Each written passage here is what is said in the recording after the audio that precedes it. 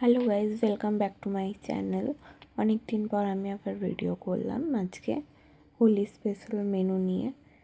তো আমি আজকে ফার্স্টেই দই বড়া করেছিলাম। তো দেখো, আমি ব্যাটারটাকে ভালো করে ফেটিয়ে নিয়ে একটা জলের উপরে এটাকে দিয়ে একটু ছেড়ে দেখে নিলাম ওটা ভাসছে কিনা। তারপরে আমি বড়াগুলো ভেজে নিলাম। ভালো করে ভেজে নেওয়ার পর সবগুলোকে আমি একটু জলে ভিজিয়ে রেখেছিলাম।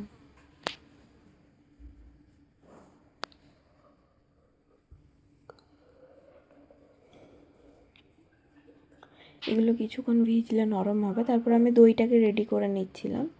দেখো, আমি দইটাকে বিট নুন আর হালকা চিনি দিয়ে ভালো করে ফেটিয়ে নেব।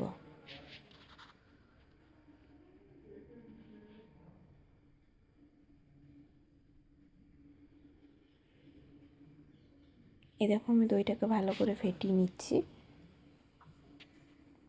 হয়ে গেছে আমার দই ফেটানো। এবার আমি বড়াগুলোর উপরে দই দিয়ে রেডি করে নেব।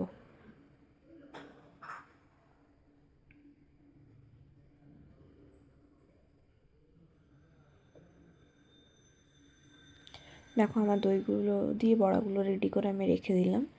এগুলো এবার খাবার টাইমে রেডি করাবো। আর এদিকে আমি কলা রেখেছিলাম, কাজু, কিশমিশ, মৌরি, এলাচ গুঁড়ো আর চিনি দিয়েছিলাম। এটা আমি মালপোয়া ভাজবো। কাঁচা বাদাম দিয়েছিলাম। এটা ময়দা।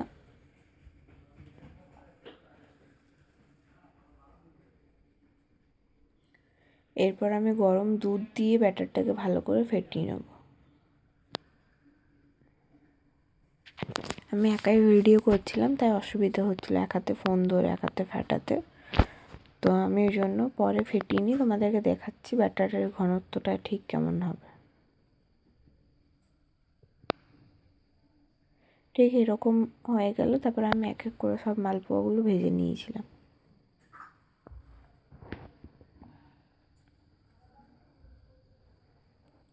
আর আমাদের দুপুরের মেনুতে ছিল আলু পোস্ত, মাটন আর ভাত, আর কিচ্ছু না। তো আমি আলু পোস্ত করার জন্যই দেখো আলুটাকে ভালো করে ভেজে পোস্ত করছিলাম। আর এদিকে আমি কিছুটা তেলে গরম মশলা ফোড়নে দিয়ে তেজপাতা, শুকনো লঙ্কা দিয়ে আমি মাটনটাকে ভালো করে ম্যারিনেট করে নিচ্ছি। এখানে দইও দিয়েছিলাম। বেশ কিছুক্ষণ ভালো করে মেখে নেওয়ার পর আধ ঘন্টা রেস্টে রেখে দিয়েছিলাম। তারপরে এটাকে নর্মালি যেরকম হয় সেরকমভাবে আমি করে নিয়েছিলাম।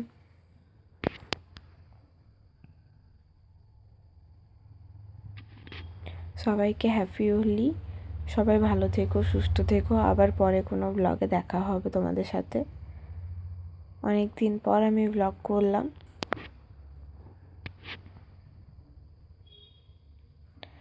মাংসটা আমি পুরো প্রসেসটা দেখাতে পারিনি, কেন আমি মাংস রান্না করতে করতে সব বোনরা এসেছিলো, হোলি মাখতে চলে গেছিলাম, যার জন্য প্রসেসটা পুরো দেখানো হয়নি।